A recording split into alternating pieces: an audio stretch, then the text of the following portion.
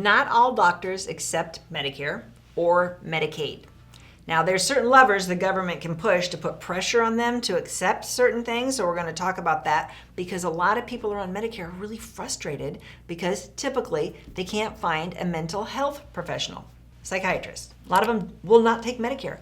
Medicare pays lower than they can get on commercial insurance, so they would much prefer to have people that are self-pay, cash, that's king, or people that have group health insurance through their employer. They get a lot more money than Medicare. So a lot of them do not accept Medicare. They get even less money if you're on Medicaid. So even fewer will accept Medicaid. Now, Medicaid is a joint program between your state and the feds. So the feds require every state to have a certain minimum amount of doctors that accept Medicaid in every specialty. And it's minimum, it's not a lot. So the feds can say, hey, we're gonna withhold money if you don't get more, mental health professionals to accept Medicaid in your state. So the feds have some pressure they can do on Medicaid. They can't do anything to Medicare. Doctor doesn't wanna take Medicare? Doctor doesn't have to take Medicare. They can't do anything to force a doctor to take Medicare. And I predict that more doctors will stop taking Medicare, especially the higher paid specialists because they're in great demand. Again, they can make a lot more money if you're on a commercial insurance plan, if you're on a group plan, than Medicare. So if they can fill up, why would they take less money to help Medicare? Now, some of them are nice, good people, and they say, we'll dedicate 10% of our practice to Medicare. We don't take any Medicaid. Some will say we'll take 10% Medicare and 10% Medicaid, but 80% have to be cash or commercial. So they're all trying to run a business too. So some say no, some say, you will find some that say, yeah, we'll take anybody and whatever comes in the door, we'll just figure it out. I think that'll be fewer and far between. Now let's talk about different states. New Jersey is the state that has the fewest doctors that accept Medicaid. So I get asked this all the time. Other states that have a lower number of doctors that accept Medicaid, New York, you wouldn't expect that.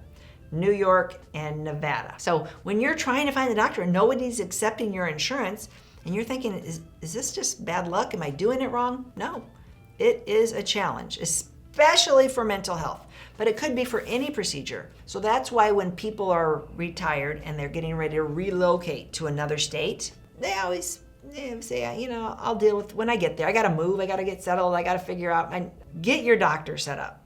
Work on that now, and don't wait until you're sick. Because people don't put a priority on that. Maybe if you're currently going through some kind of procedure, but most people are like, yeah, I'm pretty healthy.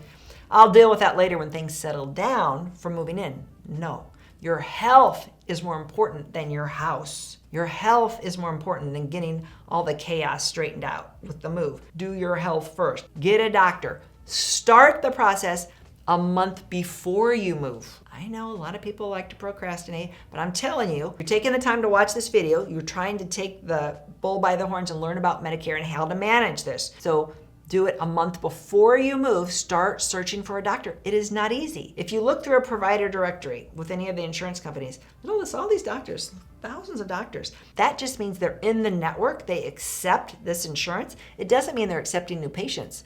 A doctor typically will only have 1,200, 1,500 patients on the rolls. So once they're full, they don't accept new patients. Now, if people die or move, then they could open up some spots. But it's a lot harder to find a doctor, especially a general practitioner, family doctor. We have a shortage. Especially a cardiologist. We have a shortage. So before you move, start that process, because when we help you with your insurance at your new location, first thing we want to know is, who's your doctor? What hospital would you prefer? Don't say, well, there's 5 hospitals in an hour radius and just any's fine. Because you might find out after you've lived there for a while that you don't want to go to that hospital. Very bad reputation. You really want to go to this hospital, which is the preferred hospital where all the specialists are, and that's not in your network because you told us it didn't matter. So start the process before you move. When you're moving on Medicare Advantage, you always have to choose a new plan.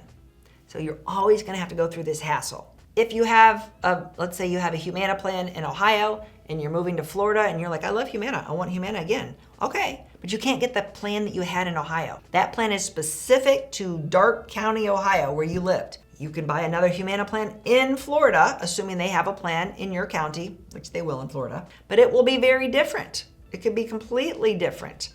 Remember, Medicare Advantage, it's not just the monthly premium, which is typically zero, but it's how much you pay to see a doctor, a specialist, go to an ambulance, inpatient surgery, outpatient surgery, on and on and on and on. Every little item could be different from one county to another county in your same state, let alone moving to a different state. So we can help you, but we really want you, again, to start the process before you move.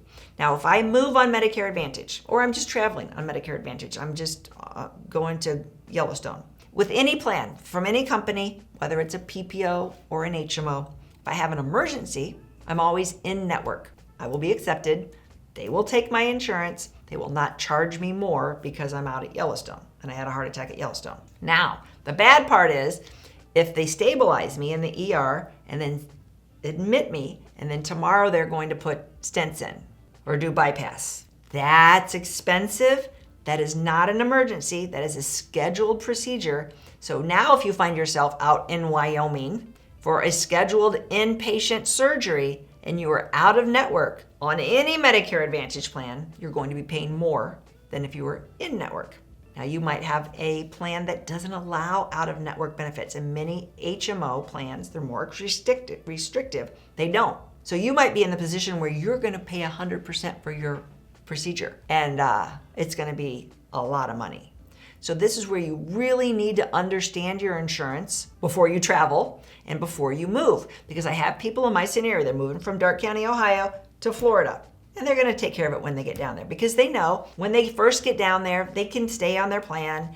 And if they have an emergency, they're covered. And they're like, we'll deal with it later. You can only stay on your plan for a certain amount of time before your plan is terminated, first of all. I want you to do it right away, because in the same scenario, if you move from Darke County, Ohio to Florida and you have a heart attack, that's in network, no problem. But then they stabilize you and they're doing the bypass the next day, and now you might have a very expensive problem. Now, we can only change your Medicare Advantage plan for the first of the next month. I can't change it if you're moving in the middle of the month, which is, again, if you can reverse engineer this so that you're moving and you're going to land in your new location on the first of the month, that's my goal.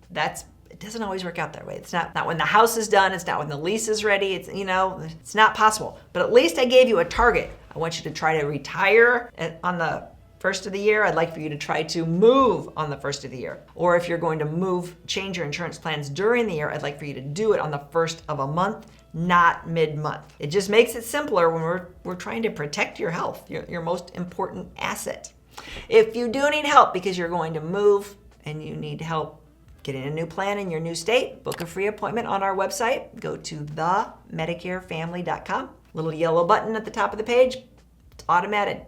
Click it, book an appointment for a time that's convenient for you. We will call you. We don't call anybody that does not request an appointment. We've never called a stranger. We're not those people. We will never call you back again if you don't ever want to talk to us again. We don't sell your phone number. We don't sell your email. We're not like that. We're a small family business, a third-generation family business located in central Indiana, but we work in all 50 states. We have tens of thousands of clients from coast to coast.